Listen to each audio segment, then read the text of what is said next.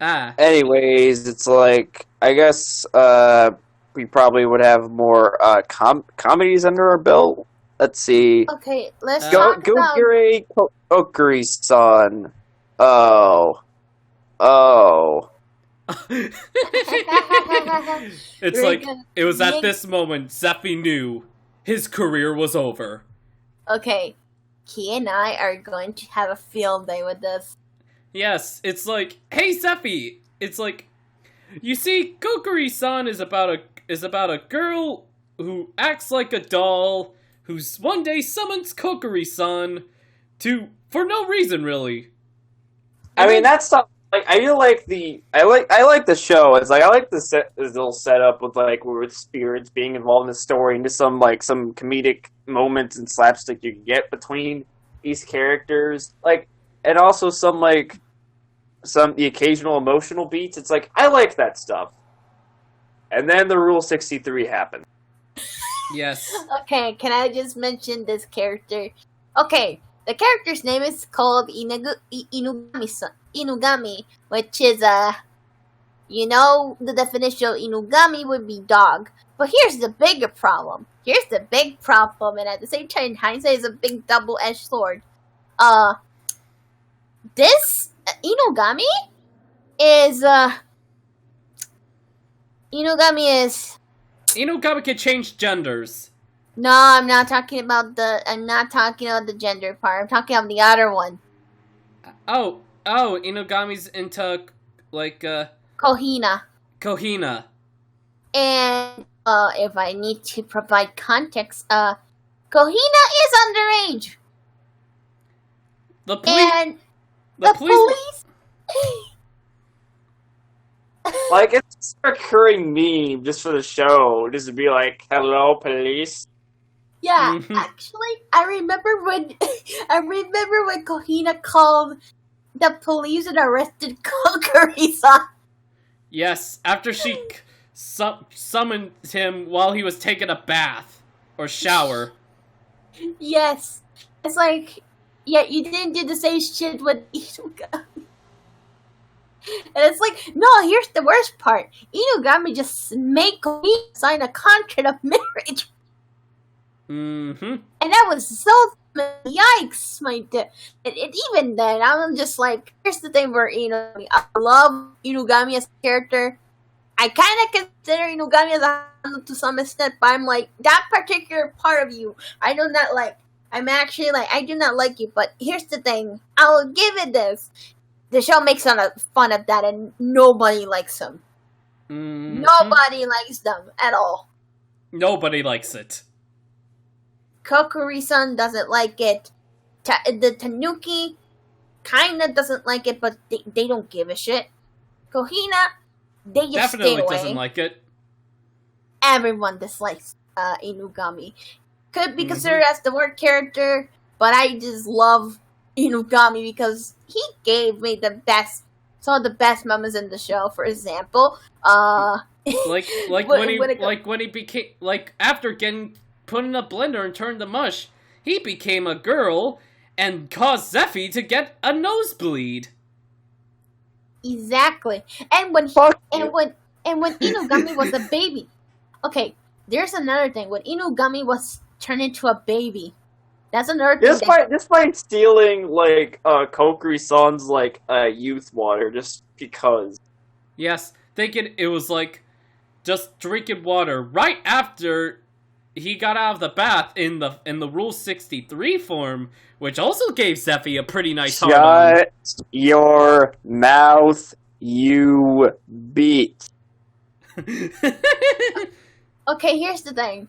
What I like about it is that Inugami just did it out of spite.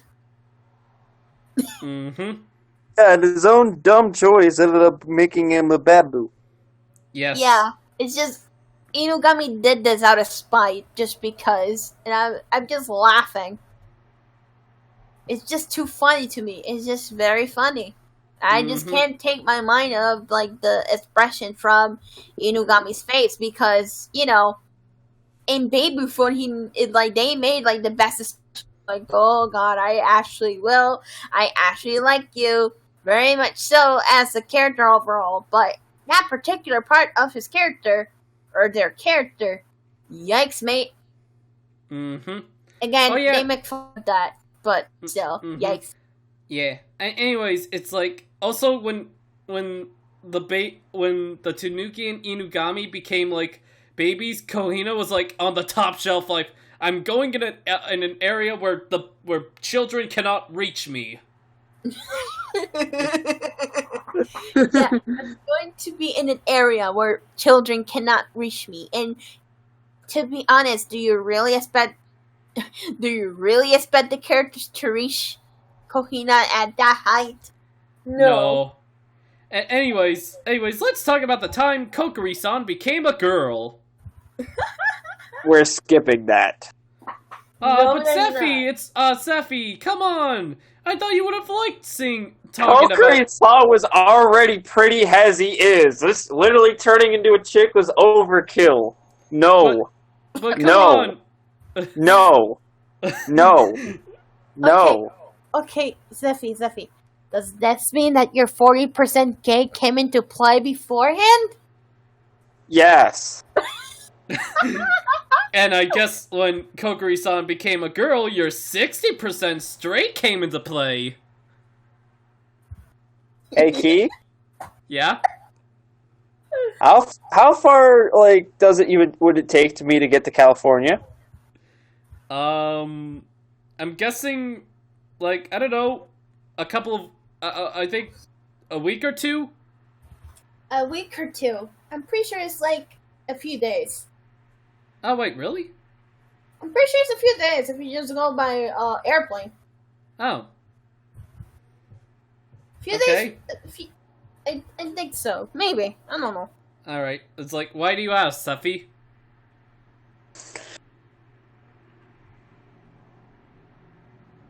Okay.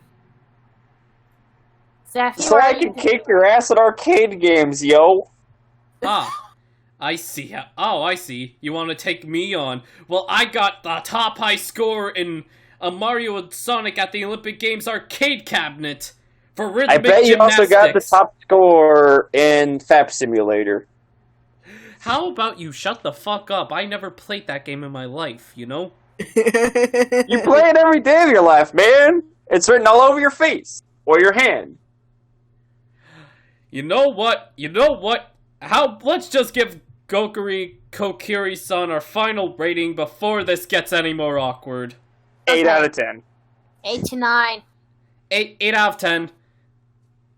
Okay. Alright, now. Moving on. Moving down the list, we have, okay. Let's talk about chivalry of a failed night. Alright, I was just, like, hoping we could get all the comedies out of the way first. But yeah, Chivalry of a Failed Knight, Tippy's favorite anime that we watched the year. It's like, it's good. Heck, it's a second viewing for me since we watched it dubbed this time instead of subbed. And I'm like, it still holds up pretty well today. Mm-hmm. Yeah. Yeah, it's like a really solid anime, you know? Like, I really like the romance between the main characters and how it was developed despite 12 episodes. I like the moments where the show just got too horny and we riffed it, like when Stella wanted Iki to like fuck her and by having Iki take off her clothes after they were soaked wet by the rain, and Iki was trying his best not to do that because he didn't want to have sex with her until they were married. Yeah, it's like he wanted to have like a serious relationship with her and just like wanted to commit to that, you know, since he's a good guy and he likes this girl. Mm-hmm. And not to mention, she was sick, so technically speaking, if Iki was on with it, it would be... Yeah, it would have been very, very awkward and muddy. It was muddy, it would be muddy, very awkward, and at the same time, it's like, even if Stella gave him, like, consent, it's like... Yeah, but let's not delve into that. Yeah, let's not delve in. Instead, let's delve into the fact that after undressing Stella pointed out that Iki got a boner. And that was the point where we were like, okay, this has gone too far. Hey, so I didn't know Key was the main character in an anime. What the fuck? I did not ask for this, you know? Now Key is going to be the butt fuck of the fucking Eastern. Oh, come on.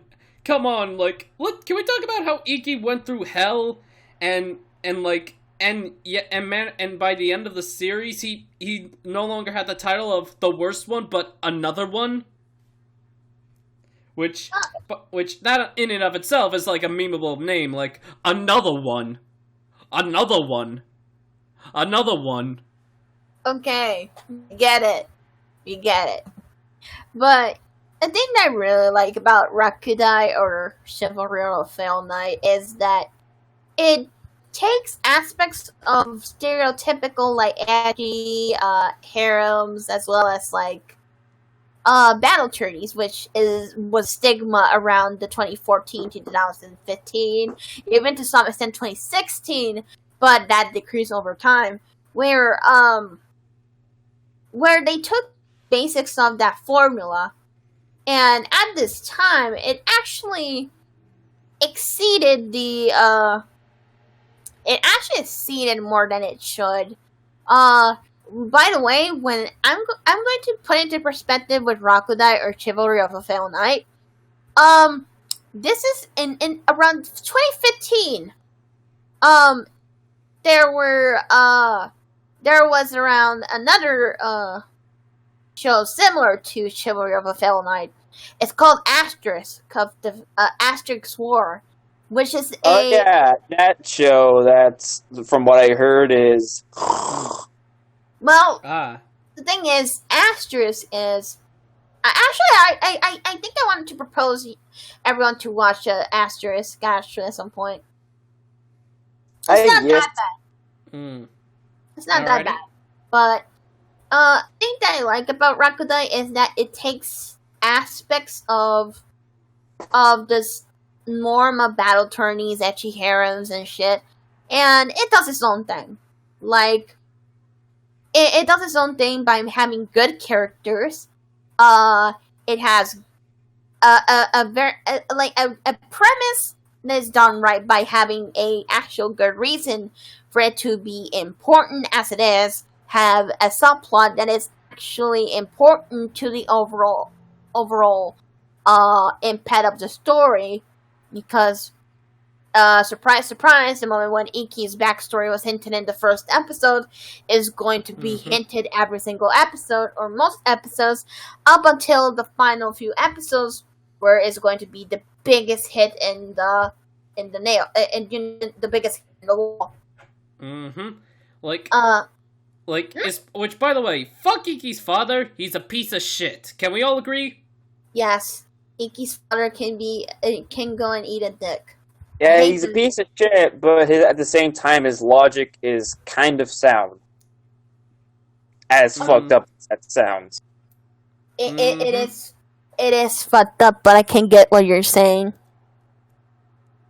Like, I can get what you're saying, but it's still fucked up, because it's like, he kind of treats Iki like absolute garbage. Oh, yeah.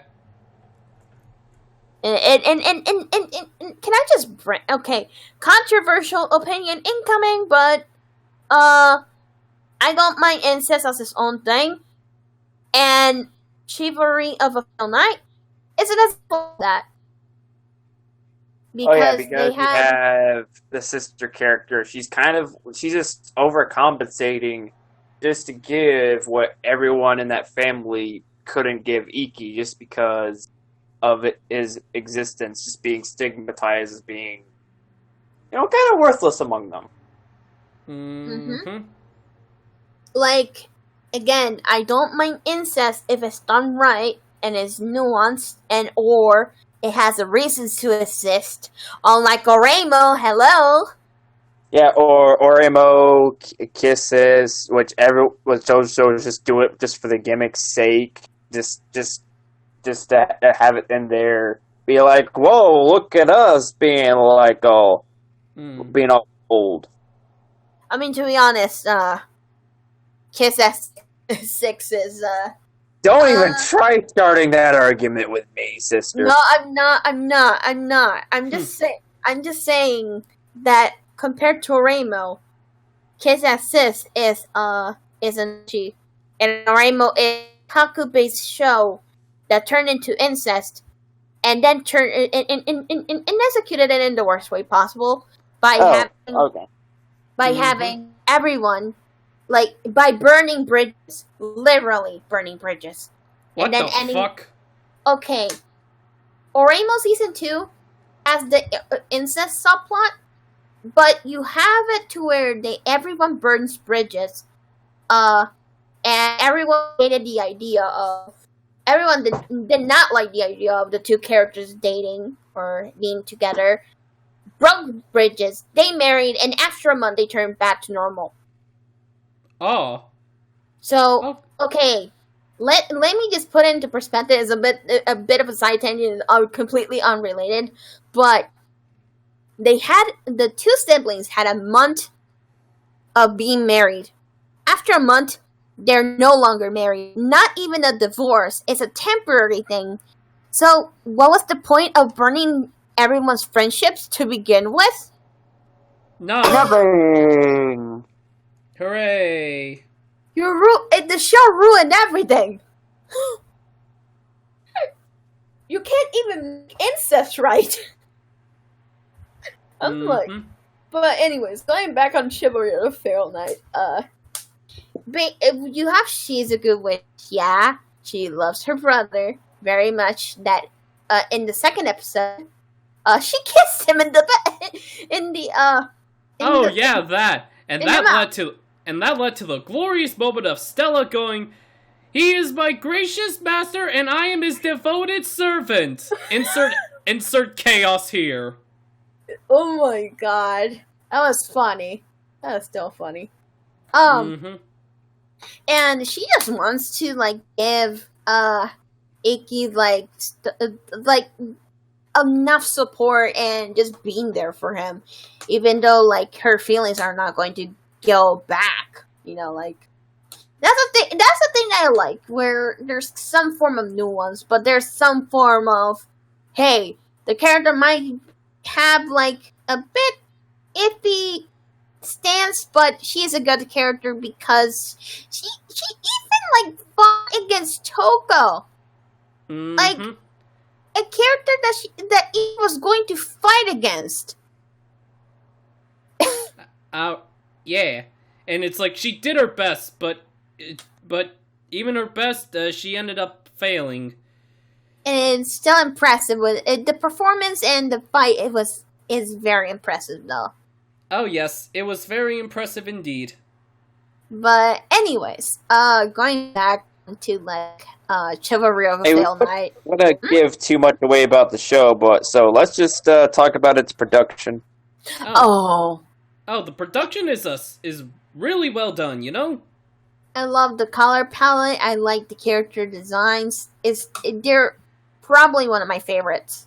Character designs. Yeah, and also the action scenes are some of the best I've ever seen, like, in an anime show. Like, they're so well thought out and choreographed. Oh yeah, and the direction, and, like, the visual direction for. Okay, can I just put a little bit just to give an idea of Chivalry of a Feral Knight, where one of the episodes really had, like, the rain be represented as blood. That's very fucked up to emphasize how fucked up Iki's situation was. It was very fucked up, and I really liked that scene because it made me feel chills. It was so... Yes, it's like, when I saw that, it's like, aw, this ain't good. It's good, but it is good in its own right. In fact, hell, when Iki was in solitary confinement, it's like... Yeah, the whole thing was, like, black and white, like... Very stylistic choice that honestly does help add to how miserable that those days must have been. Yep. It helps set up the right kind of tone just for, you know, that point in the story. Yep. Oh, yeah. Considering that, well, some bastard took a picture of them being a happy couple, and misconstrued that just for publicity, just get a juicy story out, just to make someone look bad. Mm-hmm. I hate paparazzis. The paparazzi sucks dick. This is why we'll have Tippy kill them all. Like that What does that song in mean? You'd have to Anarchy kill Reigns. Twitter too? Yes, Tippy will pull an Anarchy Reign and have the song "Kill 'Em All" playing. No. What? Okay, here's my suggestion. Have my D&D OC punch every single social media. Yes, that's Or brilliant. we can just set Twitter on fire. Oh yeah, I mean- that works too. But will Twitter try to pull a phoenix down and revive itself, or? Maybe. Alrighty. Well, anyways, let's give our overall ratings for Chivalry of a Failed Knight. 8 out of 10. 9. 8. Like, it really, really needs a season 2. Yes. Yes! It needs a season 2. It's so good. And besides, in the later light novels, the main characters fuck. Well, of course we'd be fixated on that detail. Because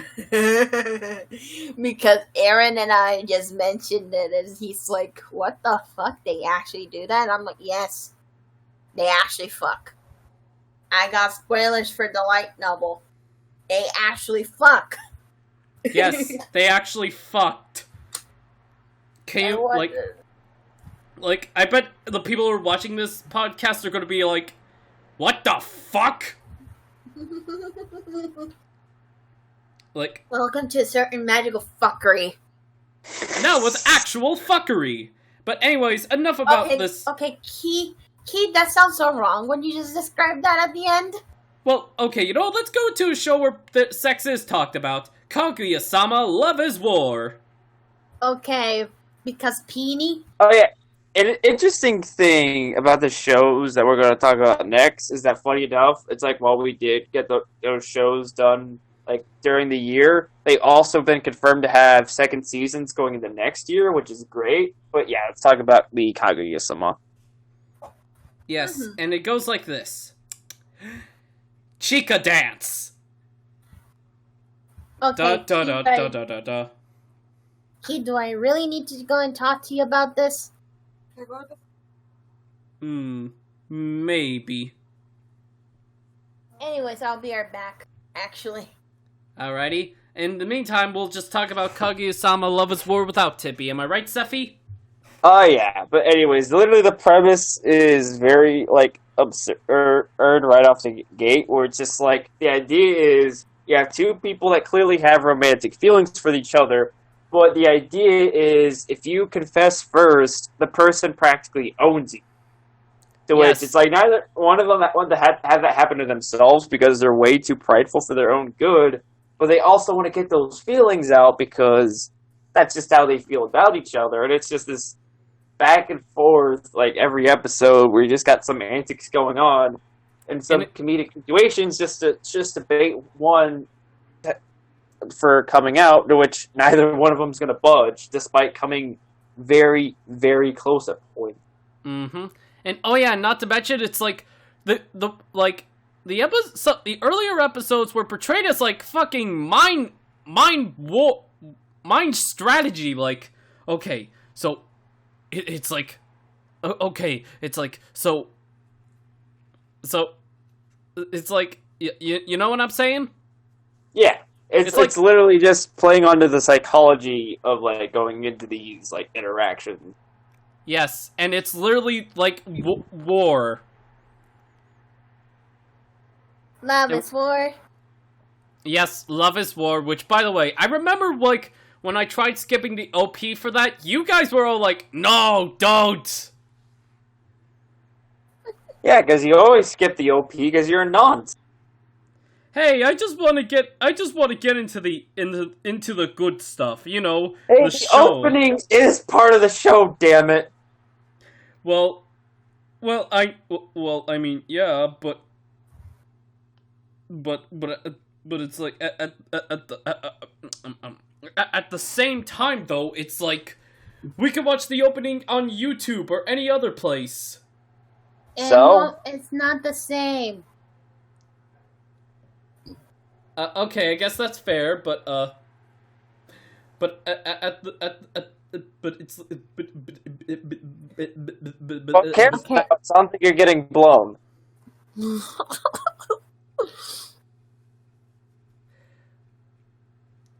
okay. Now, anyways, let's work it like this. Okay. All right. We So have a here's- show to talk about.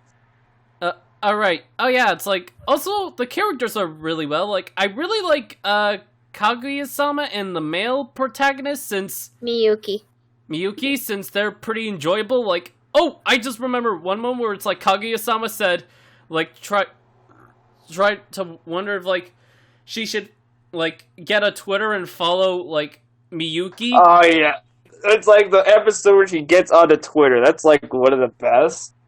Mm-hmm. It's like, help! I broke Twitter! Because she got suspended. She got suspended on Twitter for no reason. And you want to know something? That's actually something I can actually relate because, well, it's not on Twitter, it's on Facebook. But who needs Facebook anyways?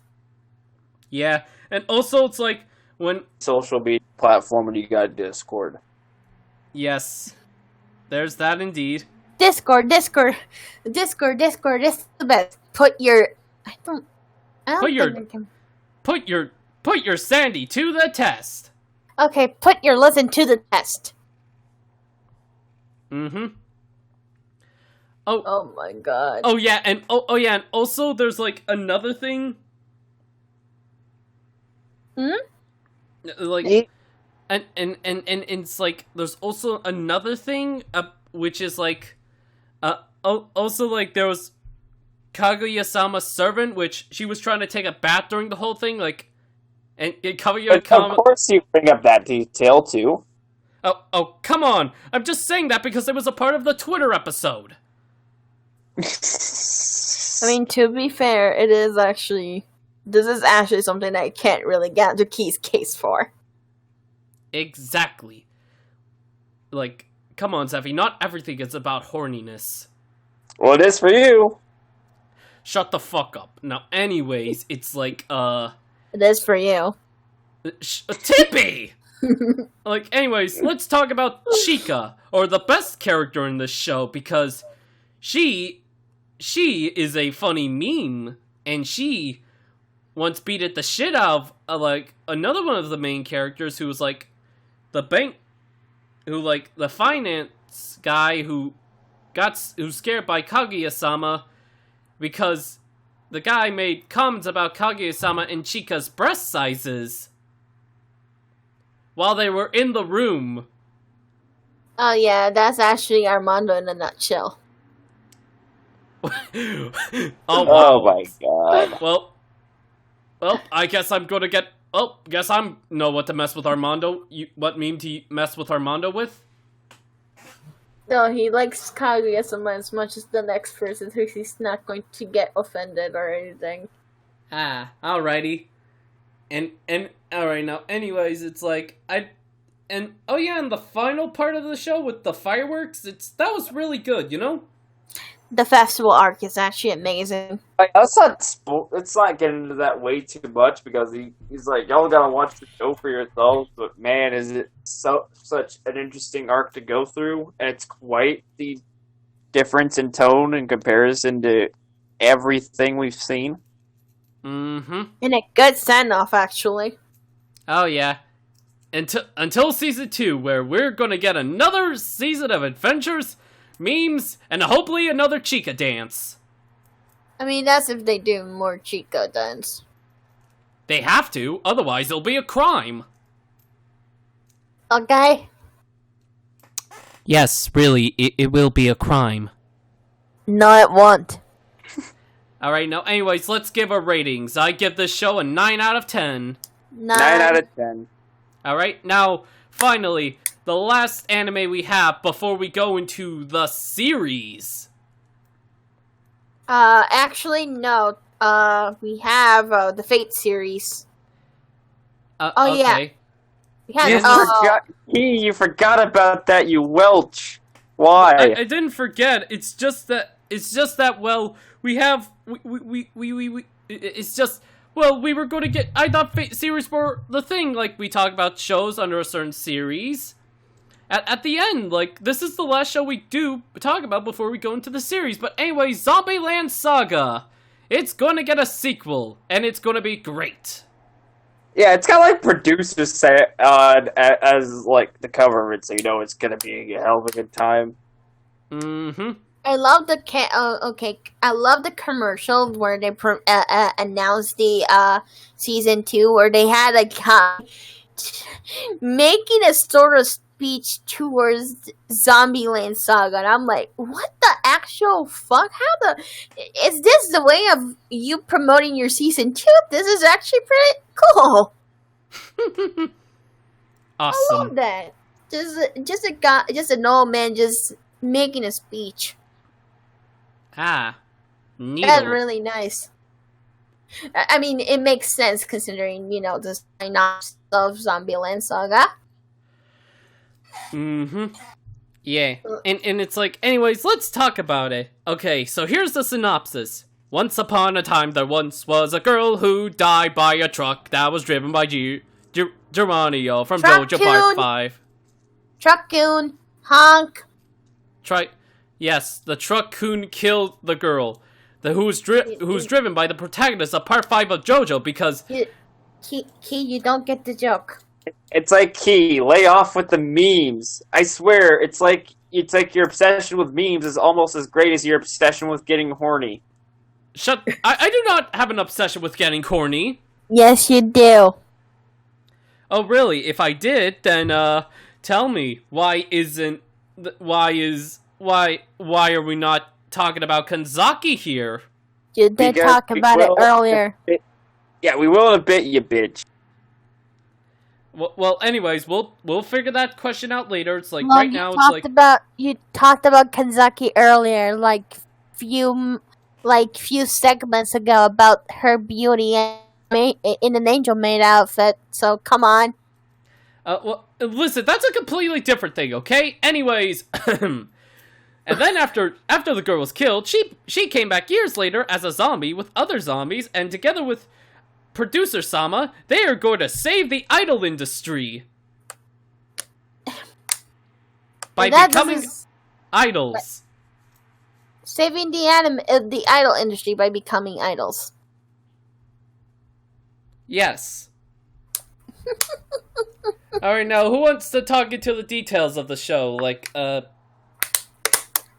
It's like, I don't give any of, like, the jokes or characters, like, beats, like, right, like, away, but it's like, I just say it's, like, a hell of a good time. It's well-paced and well-timed with its jokes, and it's just also well-timed with, like, giving some character to the established cast, whether it be the girls or the producer.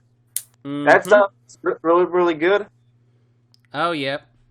That sounded really... Oh, yeah, that was pretty good. Also, like, can I say one joke? Yeah. Like, when in one episode when producer Sama made a shirt for the girls to promote their idol group, it's like one of the girls' reactions to the shirt was, "Wow, that is the ugliest thing I have ever seen." The expression on her face when she was saying that was just too beautiful. Oh my god, yeah. Right, Yes. It's like I was fucking dying when I saw that. Yeah. And there's like the entire... Okay, can I just say something? I never thought that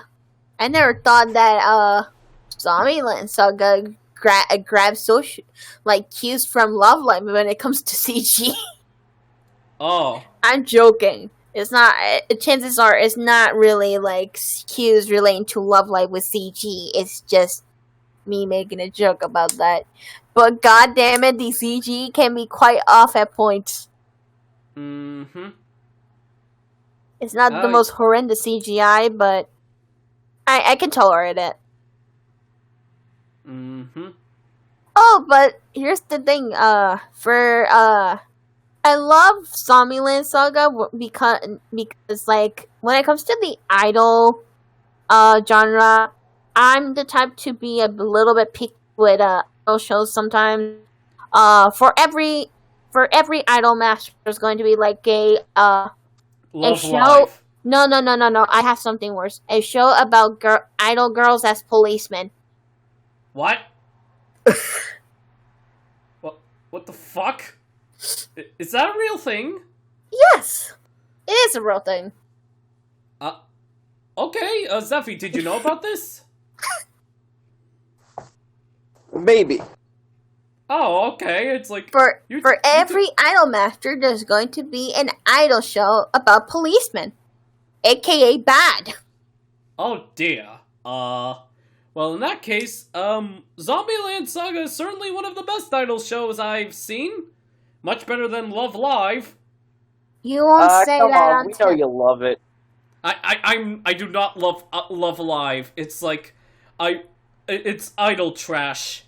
Okay, but you want to say idol trash? Okay, I'm going to culture you with Idol Master. Oh. But don't culture him with Idol Master. That took Berserk away from people. Okay, do I care? No. You should.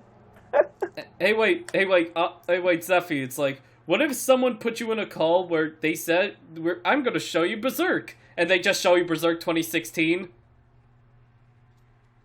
I just chuck you at him. What the fuck? I'm not even in that call! I don't give a shit. Okay. Anyways, overall ratings for Zombieland Saga, 9. 9 out of 10. Yeah. It's 9. I'll say this but before we continue on, Zombieland Saga has one of the most bizarre introductions in a show that I've seen in a while. Not to mention, one of the best openings of the season. I love that opening. It's so good. Yeah. But yeah, I'm really looking forward to season 2. I'll say that. Oh yeah, I'm looking forward to season 2 too, you know? Yes. The Fuckery will join again just to watch season 2 and see if it gets better or not. Yes, and we'll bring along such classics like Luna Bitch the Lay, man.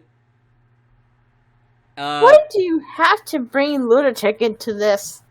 Because it's funny. You never brought him up in the Juon thing, which, he participated. Oh yeah, it's like we invited him there just to fuck with somebody and see if they just end up panicking, but that didn't work for Lunatic. He just ended up being confused, if anything. It's like, I'm confused, but it's really good. Yes. And also the cat memes, like, Lunatic brought in the cats. Like Zephy, remember the cats? Yes, I remember cat. And I also remember partially being a cat. That was glorious. Mm-hmm. Oh yeah.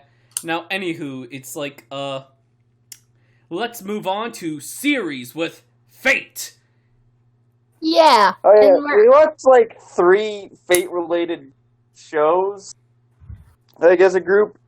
The first one being more so a crossover, but yeah, we watched Carnival Phantasm as a group first, and yeah, it was pretty funny.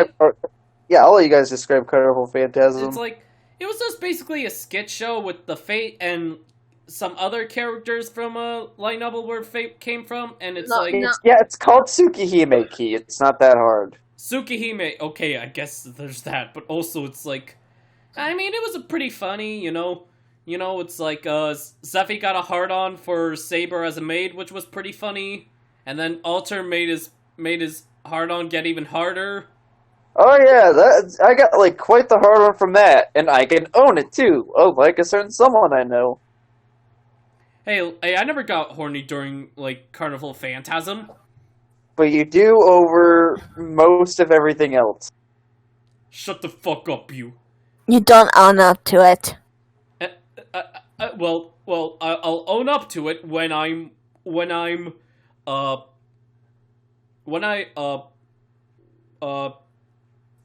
get paid money on my Ko-fi. Don't be a pussy. Don't be an e-bagger, bitch. Okay. Let's. It's like, anyways, Carnival Phantasm. Get 8 out of 10. Okay, that was quick. Yeah. It's a sketch show, really, Tippy. There wasn't much to talk about. But I do like some character like interactions. Like those are always going to be major highlights for me, especially with Ku trying to cheat death at every turn during one of the episodes. Oh yes, that was just beautiful. But what about Berserker? Berserker. Berserker. Yes. What about Berserker? Key. No, it's Berserker. Berserker. Oh, I get it. It's a car. Okay. More of a tank of anything, but my God, was it good. Oh yeah, and can we just talk about the racing episode, the racing segment, please? yes. Like I went into a full blown like rant with like Ku Holland driving like a dragster because a drag specified vehicle on a regular sporting course. Brilliant idea, Bucko. That's not gonna get you killed or anything.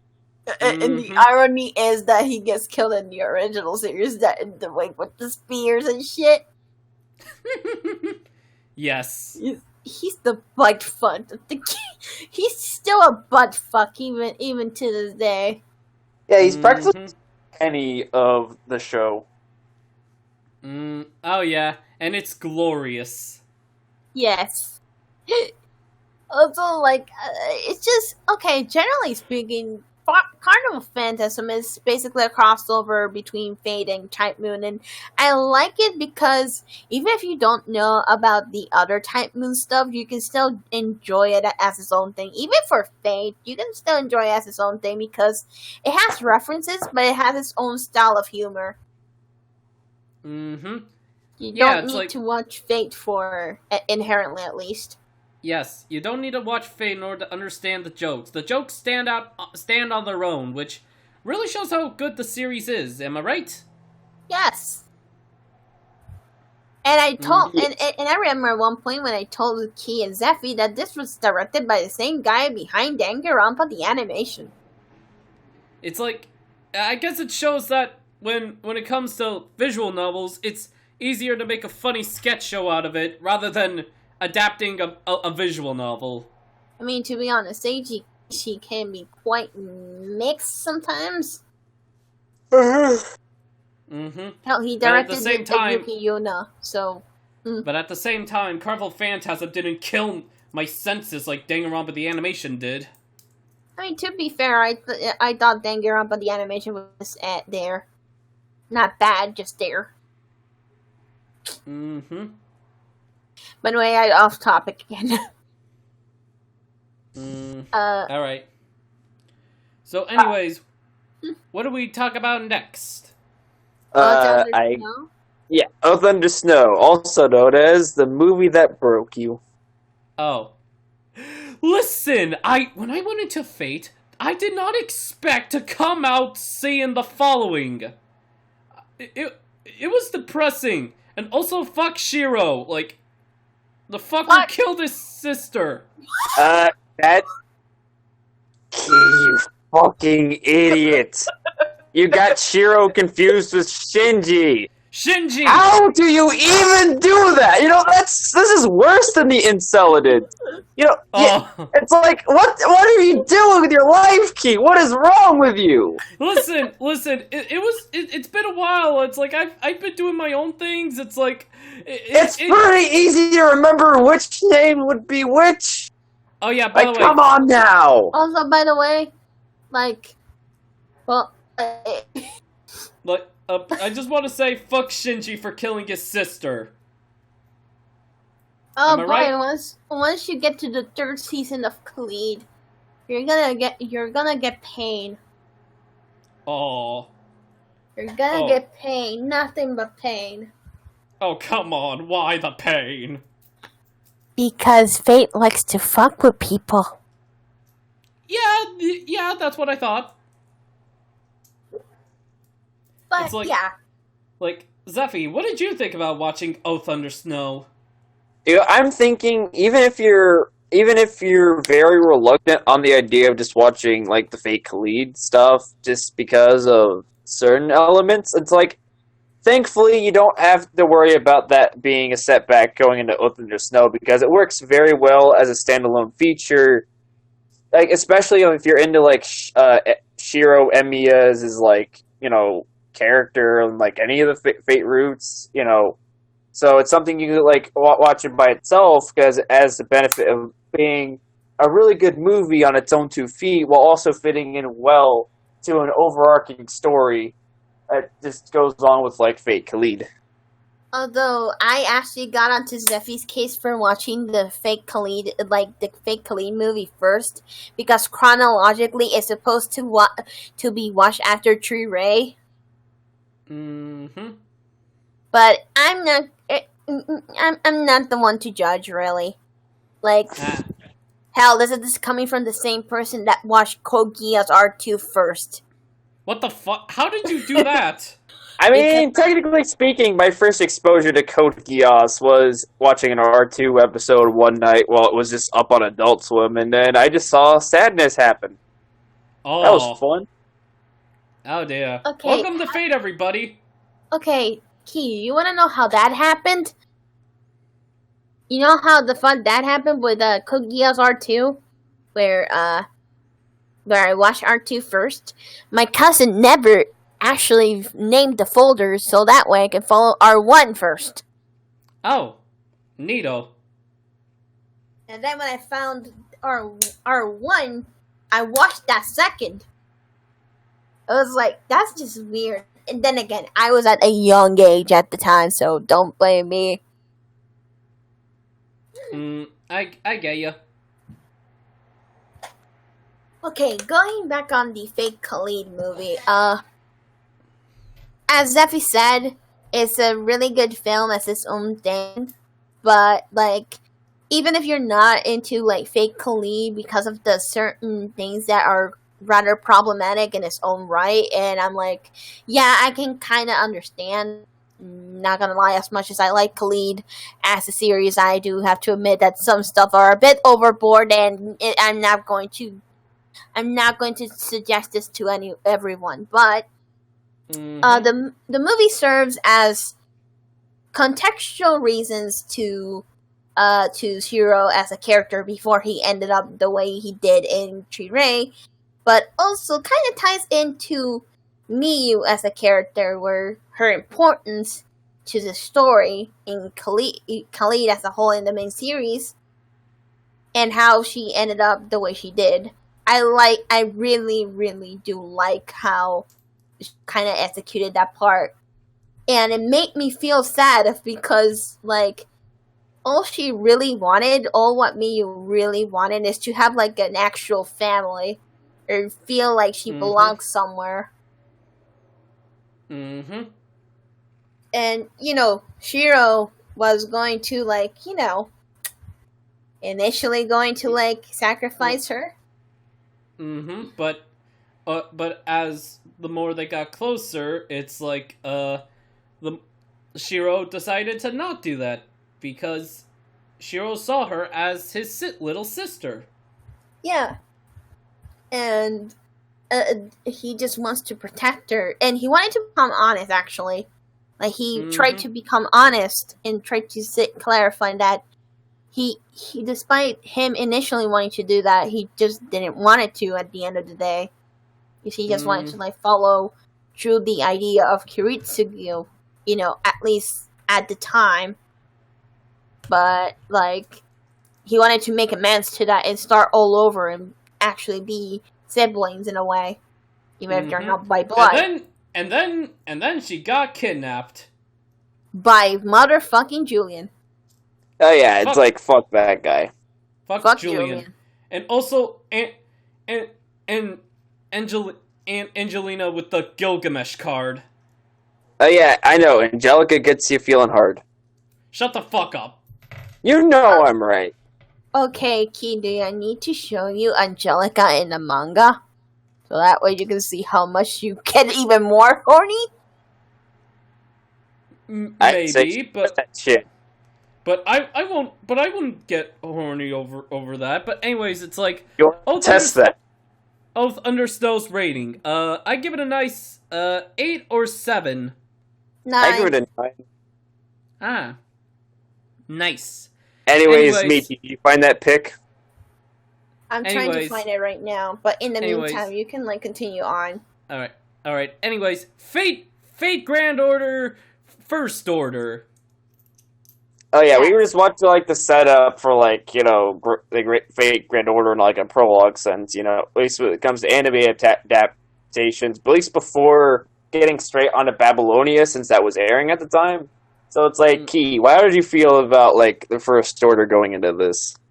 I had no idea what to expect, but when I came out of it, I was very pleased with the results. I was expecting depression and lots of depression, but I came out with MASH, a wholesome beam which should be protected at all costs, Lancer as Caster, who, by the way, the voice actor who dubbed him did an amazing job, and depression. Oh yeah. Okay, to provide an idea, Fate Grand Order, the First Order, adapted for Yuki, which is the very first Singularity. And, they did an okay job, although they had to cut corners, which is a shame. Because I really do like certain parts of the,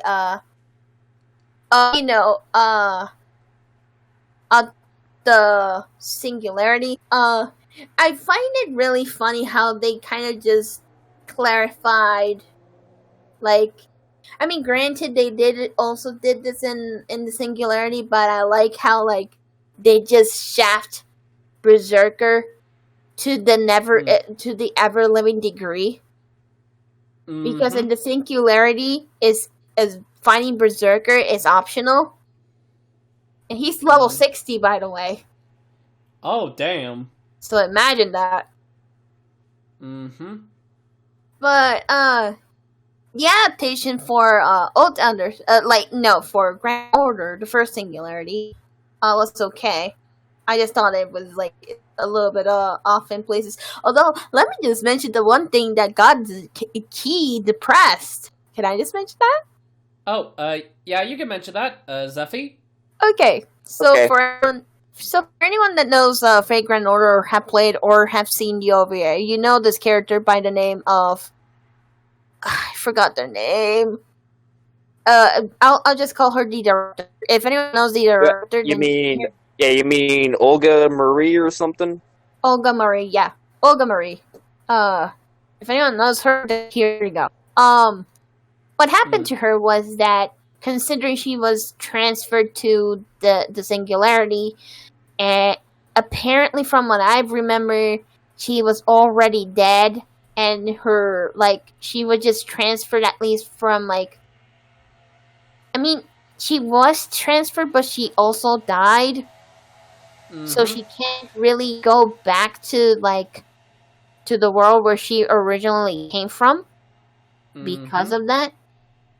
Not to mention, on top of that, the villain of this of the series decided to do the most savage thing ever, which gets me depressed too, by bringing Olga Marie to a sphere for her to suffer endless amounts of death for the rest of her life. Oh. Yeah, upon seeing that, I was just, what the fuck? She can't come back, and now she's suffering endless amounts of deaths for the rest of her life. Essentially saying, yeah, she's dead.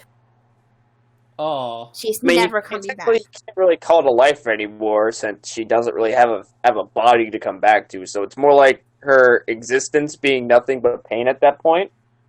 Mm-hmm. Yep. Anyways, I'm gonna show the picture to Key in no mic about Angelica Ainsworth. Alright. Hmm. It's Okay. not. Alright. Oh. Okay, that's pretty hot.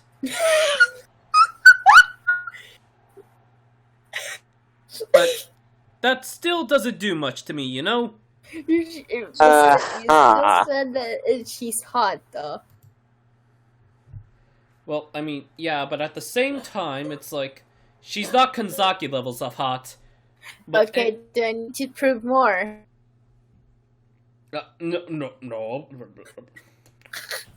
This is going to be torture. It's like, anyways, let's give our final rating for, Fate Grand Order First Order. 6. 7 or 8 or something. 7 or 8. It'd be 6 for me. It's just like the lowest. No, it's, by the way, before we go into the main meat of stuff later, it's like, I would like to say there's like other shows that we like to talk about, that since we've seen other stuff, but we'd also want to get like other people involved with another like future Zephcast for this, and we can like, get that rolling. We don't just get the invites going along, and just gotta make the most out of things when that time comes. But anyways, on to the main course. Finally, a certain magical index, the series. And Railgun. And Accelerator. And Accelerator. Okay, so let's start off with the biggest elephant in the room since we started a certain magical fuckery. Zephy, what do you have against Index? What don't I have against Index? This is seriously the first thing you want to bring up to start the show with? It's like, you're more obsessed with me hating Index than I am hating Index. Seriously, Key, get help.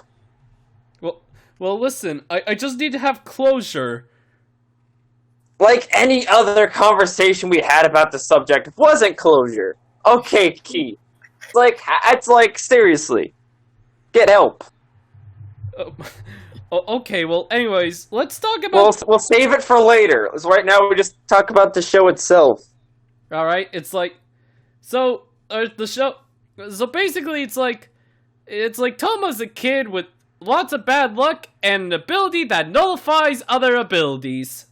And he lives in a city where it's all about, like, it places an emphasis on, like, science and just people known as experts being adept with the science. We also got some magic sprinkled in with people coming by that know their shit when it comes to magic, and you also got people from, like, church, and they're always going to, like, either instigate some form of conflict, or to a later extent, a full-on war, or, yeah, that's not, like, crazy or anything. Mm-hmm. Yes. It's basically a war between, science and magic. And in the middle of it is a kid named Toma, an arm, and a girl named Index, which he has to protect. And by protect, it's basically just, home wrecking, like, his apartment, and then you got, like, the whole amnesia subplot that goes along with Toma that doesn't really come into play until, like, the third damn season. It's like, what the hell? It's like she literally just it's like, yeah, like, Index at the start, where it just kind of shows up in a sort of Deus Ex Machina-ish fashion just to give our hero, motive to, like, just actually do stuff with his hand powers. Mm-hmm. Mm-hmm. It's like, here's the thing for me with Index. For me, the series has a bit of a bumpy road at points, but there's also, like, good highlights in general, as well.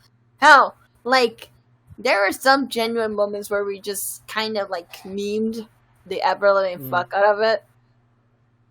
Yeah, it's like, the good stuff.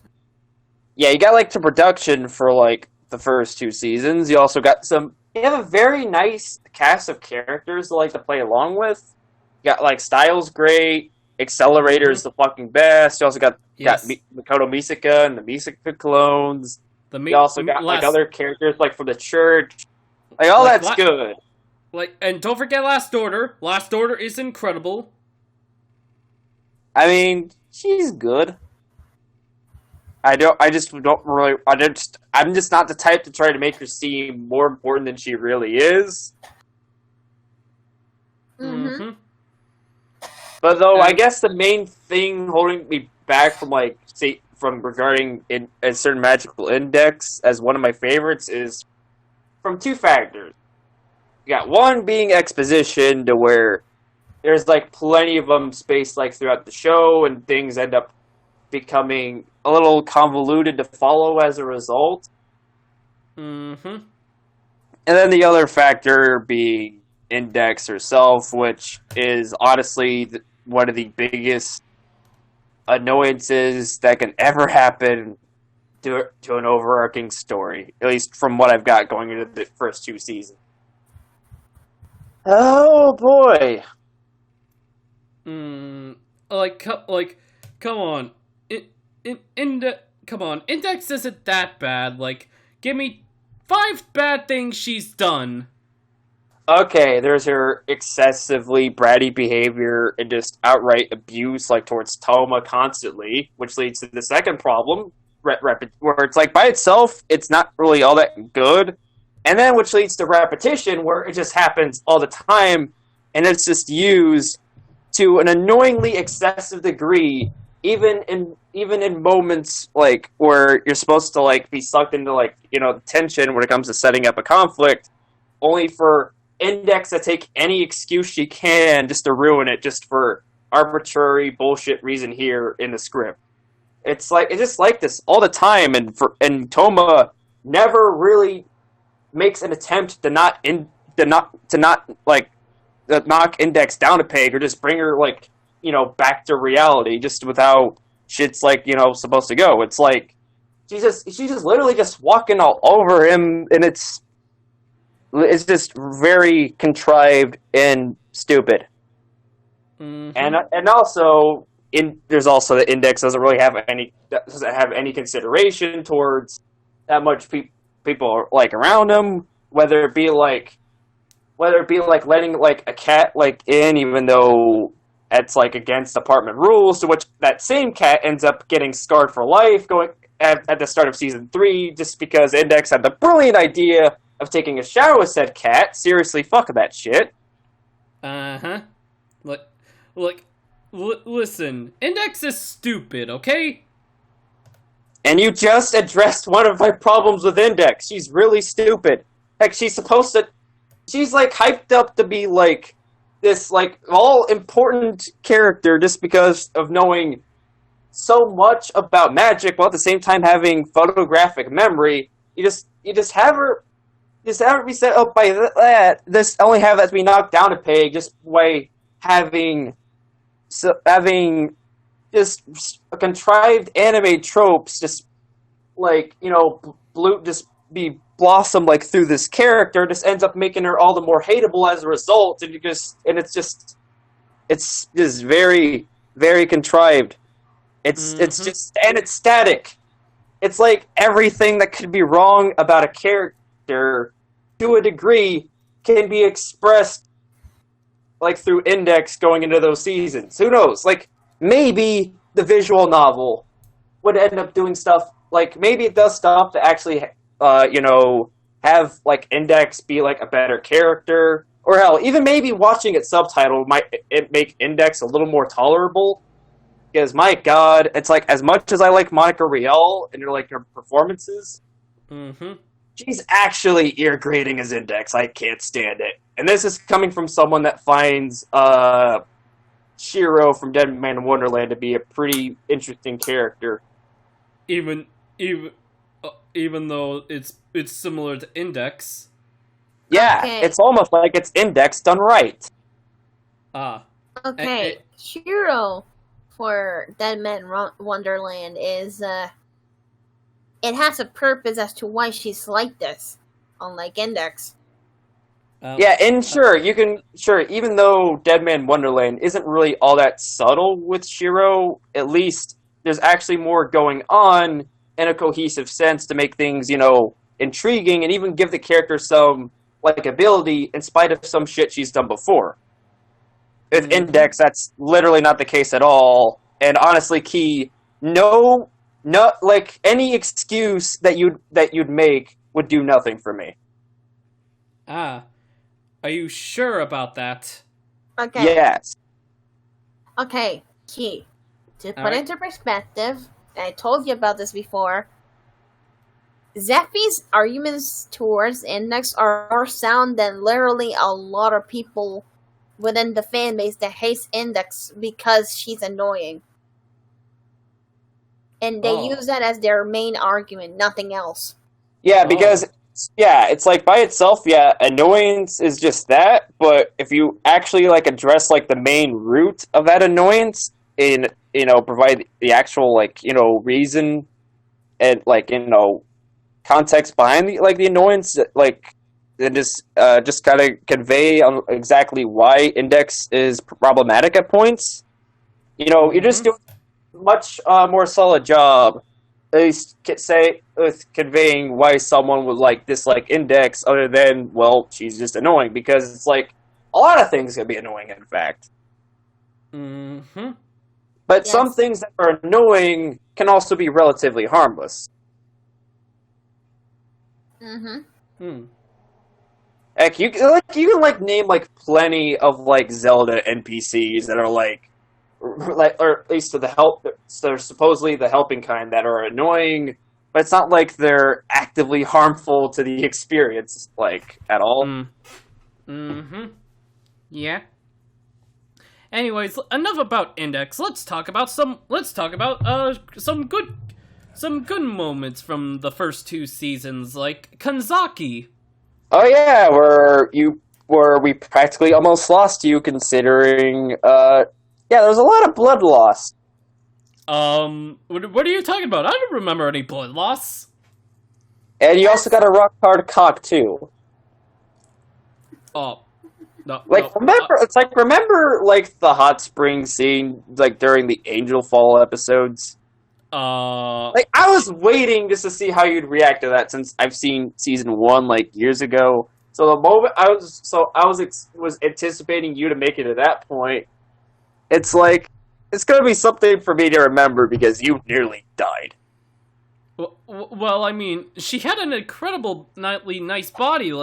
How can a man not faint upon that sight? Yeah, she looks good, but at the same time, I'm not easily phased. Well, that's because your 40% gayness doesn't let you appreciate true beauty.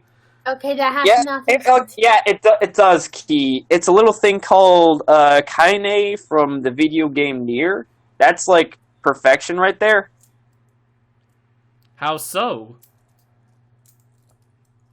I'll save that discussion for another day, just to get back to Kanzaki. But anyways, so there's also how you were feeling during her war with the washing machine in season 2. Oh yeah, that. Listen, in hindsight, it's it's one of the characters that was introduced in season 2. What was her name? She was the girl, the girl at the Necessarius, with the... Was it Ursula, I think her name was? Ursula, that's her name. Yeah, she's a bean. Yes, and she just took off Saki's, the thing that holds her kimono together. And then she got wet. Okay, yeah, that too. It's and there's also the revelation that when you look at her default outfit, it's kind of looks like Kanzaki isn't wearing any underwear. Shut up.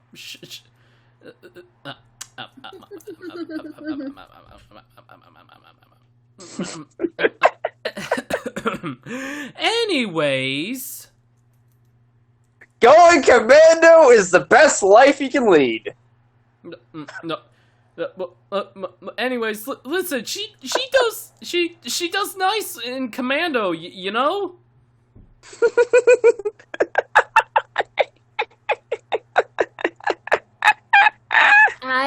I am just staring here. Just listening here between you two and the bickering. Well, anyways, hey Zeffy, why don't we talk about, like, Oriana, how she got you horny during season 2? Oh yeah, it's like, okay, I've joked about her, like, on her introduction because she looks like a porn actress, but the moment she switched outfits, it's like, yeah, wow, like, a lot, like, cut out for you, like, in that aesthetic. It's like, yeah, that is very, very hot. Mm-hmm. Yeah, I didn't get horny over that. But here's the thing, I can actually control myself. And where can I not control myself? Like, just now with talking about Kanzaki. Hush you. Anyways, like, overall, our ratings for the first and second season, either a 6 or a 7 for me. I give, first season was a 7, second season 8. Tippy? First season 7, second season 8. A. Alright, now let's just move on to a certain scientific railgun, which is basically, like, follows Makoto Misaka and, like, her roommate Kuroko and other who's a lesbian? Girls. Kuroko's a lesbian. We got, like, Satin, like, entering the cast, and she's a lot of fun, and you also have Ori Haru that we've seen before on occasion. And it's kind of a glimpse of what I expect the series would be like if you don't have Index being a major character. Otherwise, we have a much more better show to stomach. Mm-hmm. Yeah, it's like, honestly, it's like, the first arc of, like, or the first main arc of the show, it's like, was really well done, starting off as typical one-off adventures, before finding out they're actually connected to some big bad, and which was really good. And then the next arc, which was all filler, which was there's also really well done. An episode where we actually see Mikasa have a fight against Toma, like, prior to his memory loss, and it is actually very interesting, especially seeing Misaka form a blade just from, I forgot exactly how it was described, but it was something of the lines of, like using, like, her electrokinesis just to pull out some material from the ground, just to, like, just at a magnetic sense, just to make this blade, and it's like, that's, like, really, really cool. Okay, it's like if I fucked up any of that, like, please correct me, but that was, like, pretty cool to see when it comes to her and Toma actually having a fight. Mm-hmm. Oh yeah, it's like, the fight was really well done, you know? Mm-hmm. And, yep. And also, like, the filler arc was surprisingly really good. Like, I can't believe they had Pizza Hut! Oh, just you wait until we watch Code Geass, my boy. Oh boy. And, oh yeah, by the way, Zeffy, the modeling episode. Oh yeah, that's where we ended up taking more notice to the character of Mikonori, and she's, like, probably the best addition to the cast. Other than Satin. Yes. Mm-hmm. Yes. But it's, like, mostly because Zeffy got a hard-on. And you weren't also there, too, to get one as well. Well, I was able to control mine, am I right, Tippy? No, you didn't. No, you did not. Oh, shit. What happened? Anyways, Tippy. We were just talking about Konori. Yeah, like, Tippy. You guys are getting horny? I am not getting horny over me, Connery. I have control. Guys, you don't have to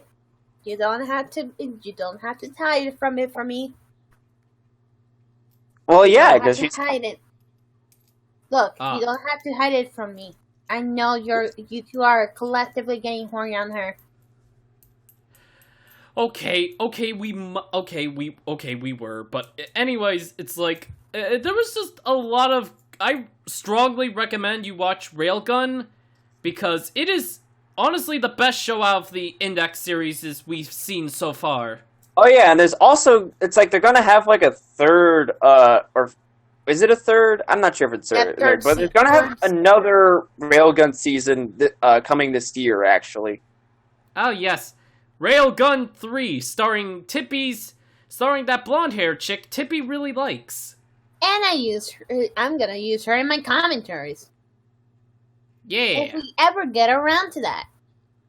Yeah. Like, also, there's some other stuff I liked from Railgun. There's also like this sort of like subplot with like the gang and like Connery's involvement with like the former gang leader, where we actually have an idea of what our life has been like before joining Judgment.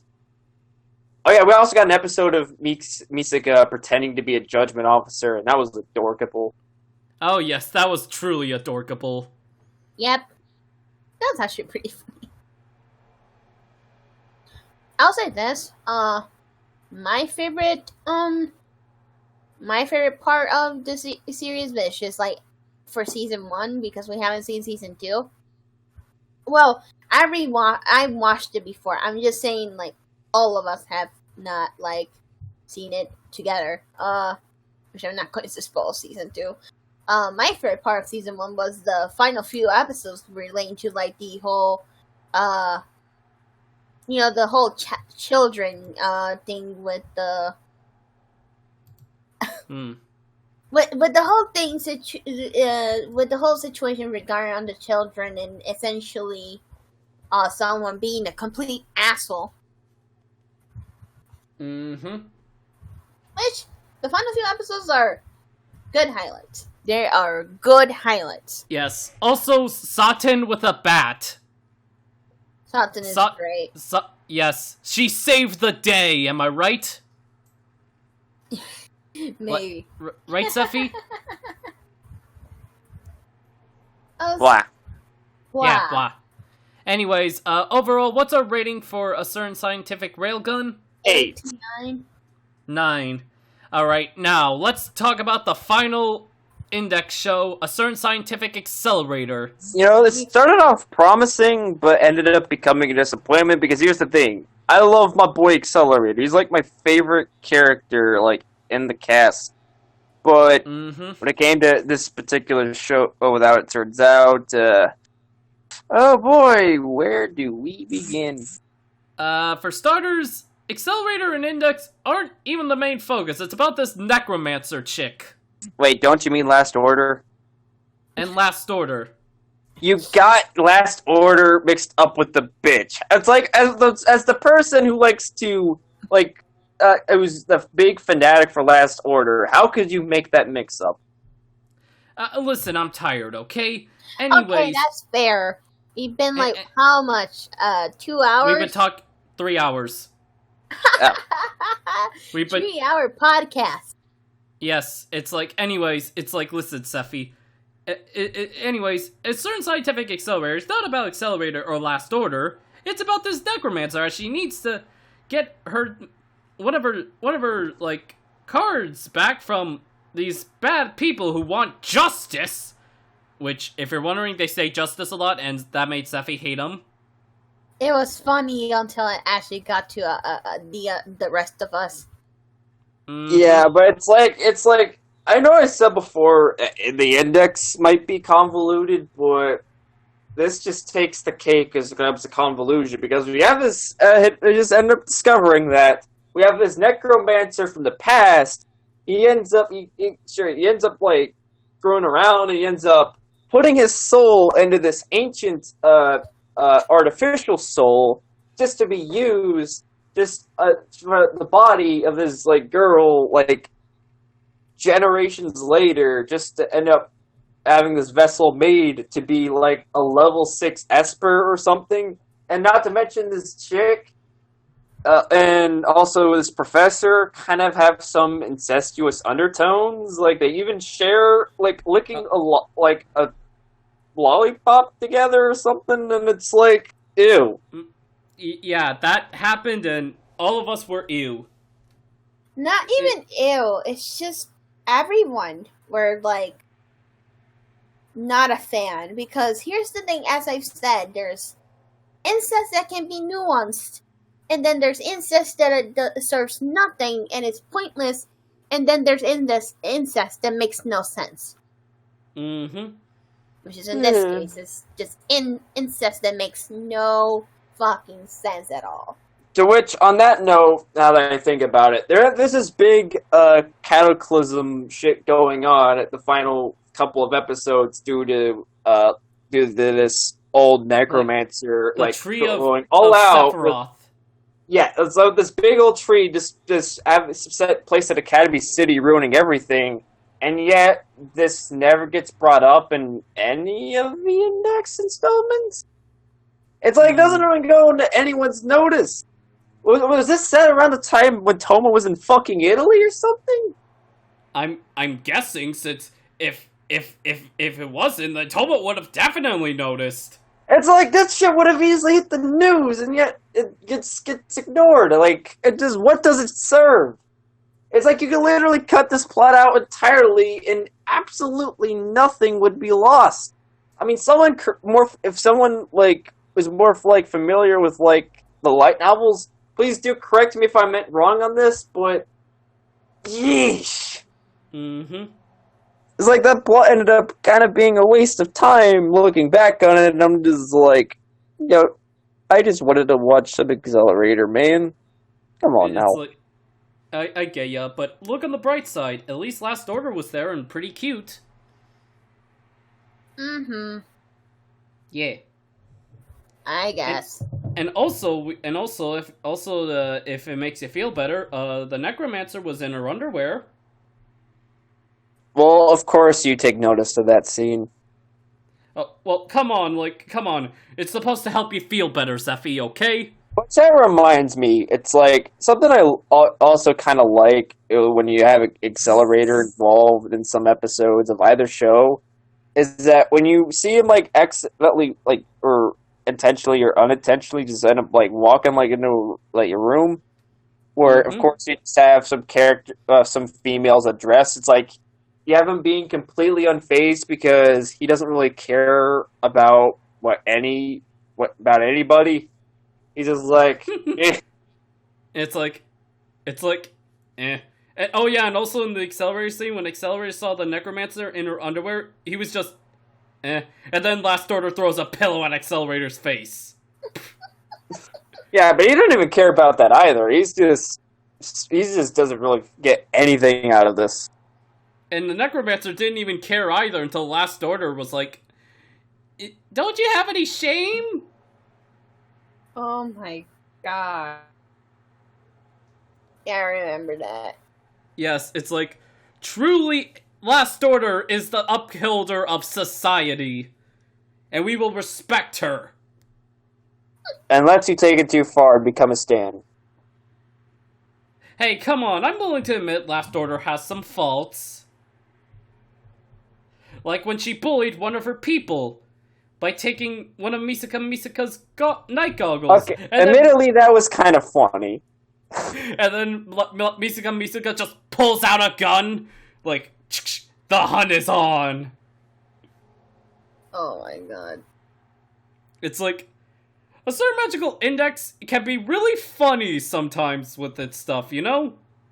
Oh, just you wait until we make it farther into the franchise where we finally get to see the episode that mainly got you wanting to watch the show in the first place.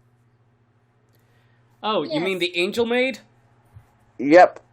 Yeah. Listen, when that happens, you said we were going to do something special, like invite people for like your funeral, yes.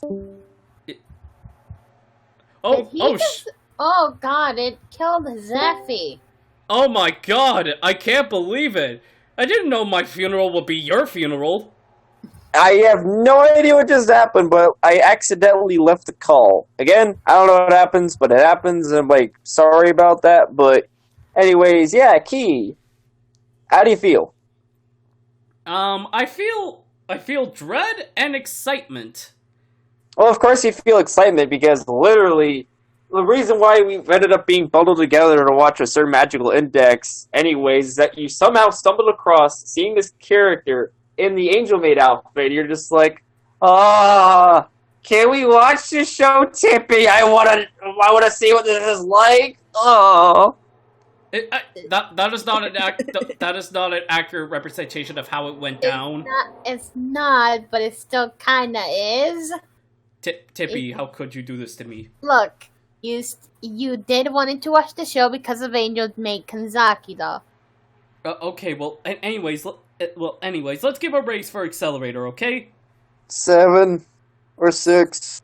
6. I don't know. 6 or 7, I don't know, whatever my anime ranking for was. It's anyways, like, it's probably the weakest for me because I still like it, but I'm just like, they could have done so much more. It's okay, Tippy.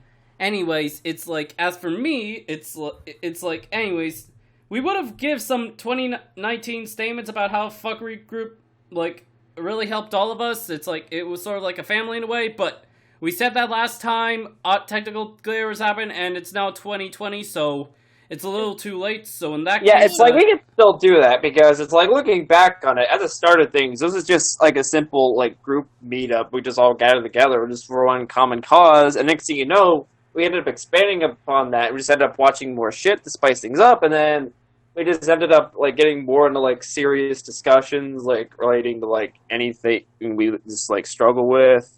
And it's just, like, in a way, it's like, we just ended up becoming a family. Yeah, like, here's the thing. Even though, like, 2019 is behind everyone, it's like, I'll be fairly honest to say that it's really, really fucking shit. But this group did help in a way where I'll be quite honest, I felt kind of reclusive myself and kind of felt like isolated to some extent because of shit that happened. And it wasn't even directed towards me. It's the fact that I have to see shit going on. And I'm like, oh god, no. Yeah, that I understand that pain. And anyways, it's like, this group really helped out too, since 2019 was pretty much isolate key. Yeah. It was pretty much isolation year. Yeah, isolation year, and that's not nice. Just seeing. I'm going to say this, like, not like it's anything specific, but having you go through shit is not particularly nice to see, because like, it gets concerning. And now me and Zach are like the two people that try to help you out in any way we can. And I really thank you for that. It really meant a lot to me, you know? Yeah. Now, anyways, Zephy, let's get back to those plans about the Index 3 thing. I mean, I guess we could get to that, but there's some other stuff I'd want to mention. I guess it's like, one of these days, at least for possible, like, future Zephcast, I would like to have other people featured, like, on board, just to talk about other shows that we watch with them, and just be, like, an interesting, you know, collective, or, you know, we just got a good old exchange with, like, dialogue and insight and some good laughs, just with, you know, a couple people that we just have on board. Oh, you know, hell yeah, I'd be totally down for it. Yeah, it's something I'd want to see if that can be arranged, but we'd also need to, like, get in touch with some people first. Alright, now, anyways, this has been... Anyways, you want to sign off here? Alright, but before I do, I just want to say to anyone watching this, it's like, if y'all got, like, any suggestions for, like, topics or anything to discuss, and if you also want to, like, volunteer, like, be, like, a guest here, it's like, you can always just hit us up, either, like, in a YouTube comment, or just contact one of us in either Discord or Twitter DMs, or whatever you have to access. But, so it's like, so if you got anything in mind, it's like, feel free to speak up. We're pretty much open to anything, except for a few. Well, I don't know how to say this. Like, we're practically open, and if it's possible, then we'll just include the discussion. Yes, we are open to anything. Even Tippy meme discussions. Okay, I'm gonna kill you right now. Well, anyways, we should wrap this up before Tippy kills me on stream. I'm gonna go and kill you. No, I'm just joking. Yeah, as late as this might be, I'm just glad we could actually have a complete Zephcast episode up. It's like, it means a lot. It's like, I thank you guys so much for not only for being a part of this, but also for just being like good friends in general. It's no problem, dude. Yeah, it's like 2019. It had its bumpy roads, but you two are enough to help me convince that it was worth it. Thanks, Zephy. Hagu. Hagu. Anyways, this has been the Zephcast, and we will be signing out now. Happy New Year, even though it's late. Yeah, it's like, Happy New Year, father muckers! Now give us money.